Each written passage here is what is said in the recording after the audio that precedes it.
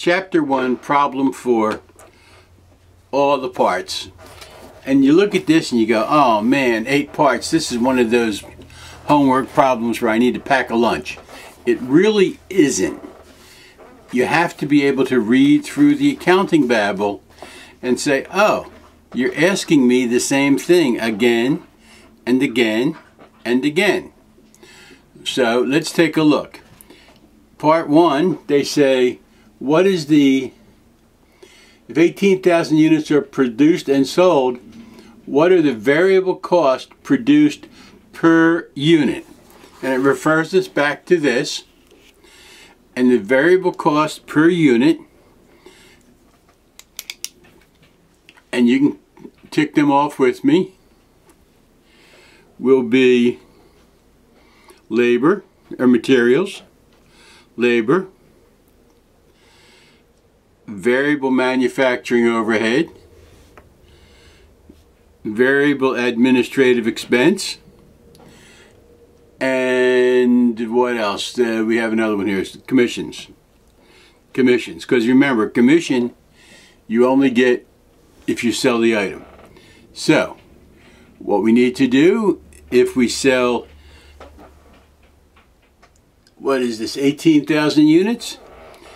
What is the cost per unit? Well, the direct materials are 7.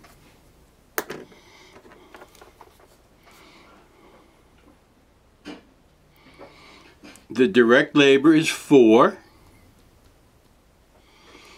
The variable manufacturing overhead is $1.50. The commissions are $1. And the admin expense is 50 cents. So when you add those together, it comes to $14 per unit. And that's at a sales level of 18,000 units. Now it says, well, we changed our mind. We sold 22,000 units. What's the variable cost if we sold 22,000 units? Well, the direct materials still stays at $7. The direct labor still stays at $4. The variable overhead still stays at $1.50. The commission is still $1. The variable cost is still 50 cents. The total is still $14 at 22,000. If they asked you what was the cost per unit at 760 scabillion, it would still be $14 per unit. Now, number 3 says, if 18,000 units are produced and sold, what is the total amount of variable units, variable cost for those units? Well, it's $14 per unit. And they're telling us they sold how many? 18,000. So they sold 18,000 of them. So if you sold 18,000 units and each unit was $14, your total cost was $252,000. So again, this problem is not as lengthy as it seems. You just have to go through and make sure you're comfortable with the information. Okay, let's go on to the next piece. Part 4. And again, we're still using these same costs that we had before.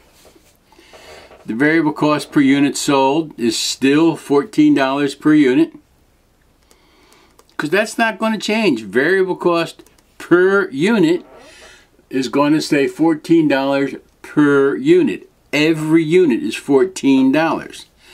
And in part 4, they say the number of units sold are 22,000.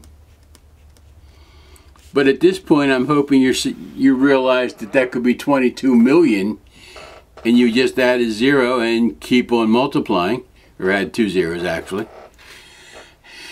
And the variable cost, 22,000 times $14, $308,000.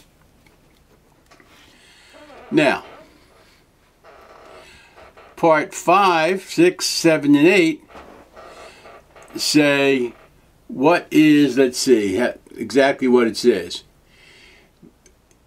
If 18,000 units are produced, what is the averaged fixed manufacturing overhead per unit? So, what we need to do is we need to figure out the fixed manufacturing overhead. And they give us the fixed manufacturing overhead in the problem. They tell us that it's $100,000 fixed manufacturing overhead. Okay, at 20,000 units, it's $5 per unit, so that's $100,000. So that's where you come up with that number, okay? So the fixed manufacturing overhead is $100,000. So the fixed overhead, $100,000. And let me make sure you get where I came up with that. They told us in the very beginning, when they gave us this information, they told us that this was the average per unit at 20,000 units. That's how they came up with this. So all of the things marked in green are going to stay the same no matter what per unit, but will vary in total. When we're talking about fixed cost, it stays constant in total but varies at the unit level. So you had to be a little savvy to pick that up to realize that the fixed manufacturing overhead was $100,000. So, now, let's go through the next questions. The average fixed overhead, remember we figured that out by this. They gave us the $5. They told us 20,000 units. That's the $100,000.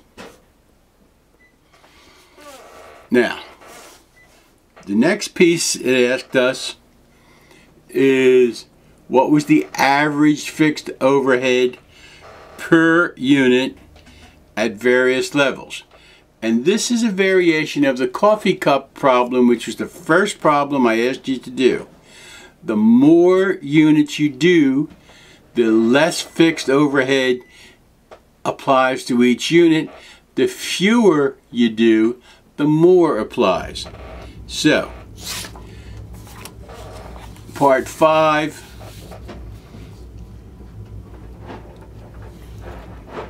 It says, what happens if we make 18,000 units? We make 18,000 units. Our fixed overhead is still $100,000. So our fixed overhead units, fixed manufacturing overhead, $100,000. So we're going to divide the $100,000, the total, by the 18,000 units, and we come up with $556 per unit, about, give or take, sort of, plus or minus. Because then it says, well, what happens if we do 22,000 units? That's question number 6. If we do 22,000 units, the fixed manufacturing overhead is still $100,000. Remember, fixed stays constant in total. So, we're going to take the 100,000, divide by the 22,000, and we come up with $4.55. Average, about. Sorta, kinda. Close enough for government work. Not 100% guaranteed, but close enough. And again, remember, with fixed overhead, the more you can produce for the same amount of fixed overhead, the less fixed overhead gets applied to each unit. And questions 7 and 8 say if how many units are if 18,000 units are produced, what is the total overhead? 100,000. And it says if 22,000 units are produced, what is the overhead? 100,000. And you could play that silly game forever. If they produced 10 million, the fixed overhead would be 100,000. Here's the concept of capacity. If they produced 1, the fixed manufacturing overhead would still be 100,000.